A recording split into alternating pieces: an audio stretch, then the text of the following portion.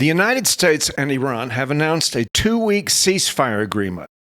Here are my early impressions about what is being said about the agreement.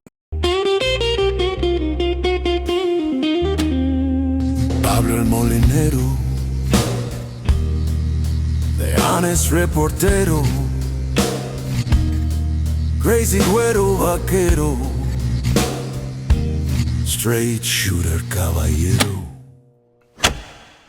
The understanding requires that Iran keep the Strait of Hormuz open for international commerce and that the United States and Israel pause the military campaigns in Iran and Lebanon. It has been said by both sides that the basis for negotiation, the starting point, is a 10-point plan proposed by Iran to end the war.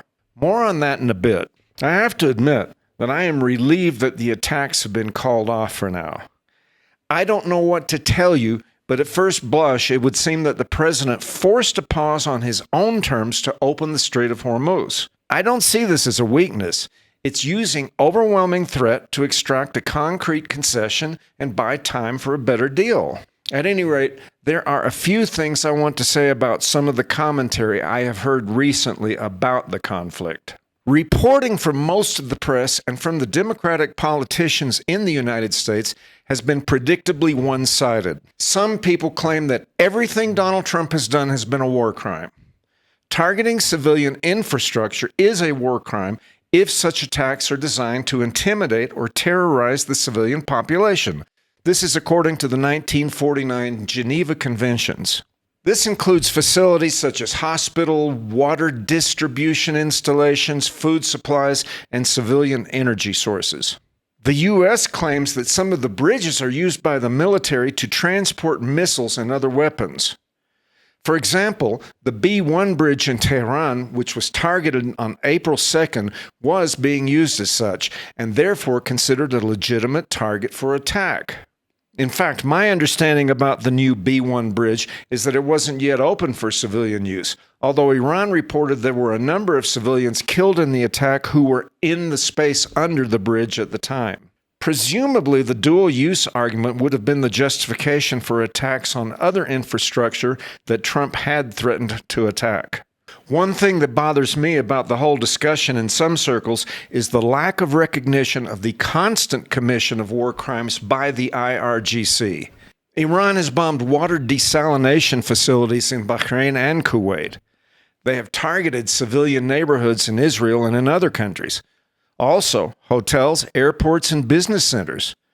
This doesn't even take into account the historic war crimes carried out in the world by the proxies they sponsor.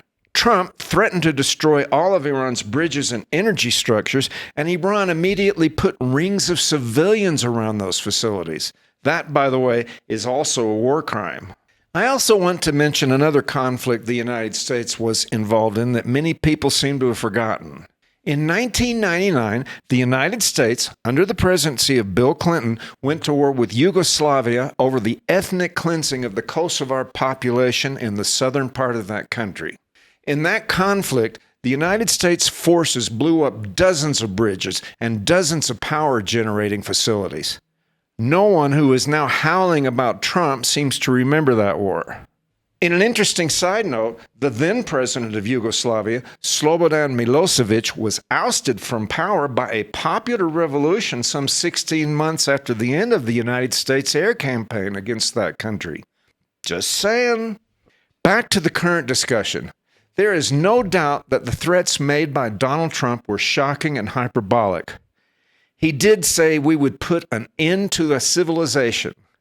But after 10 years of Trump as a political figure, I think it's fair to say that what he says should be taken within the context of his well-established pattern of over-the-top commentary.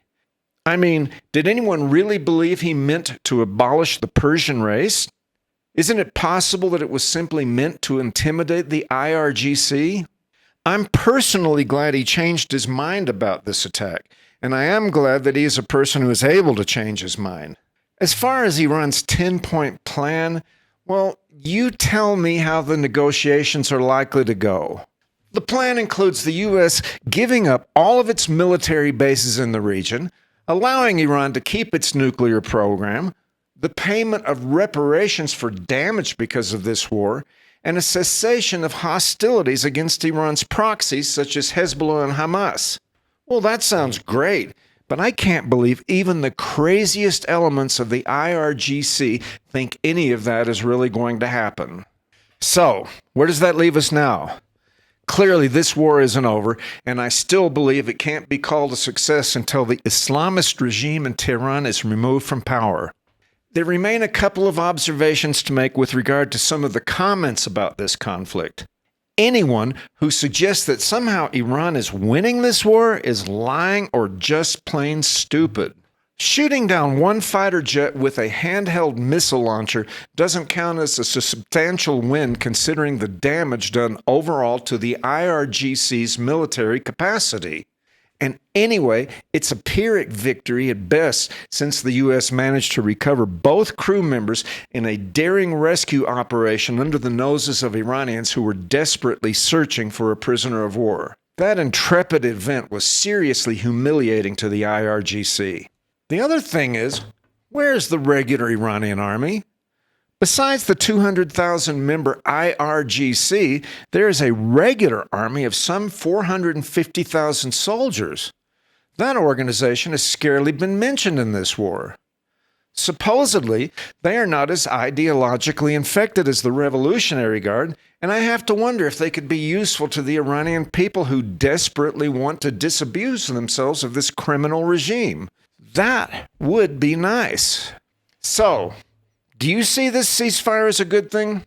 Let me know in the comments what you think about it and any observations you have about my analysis.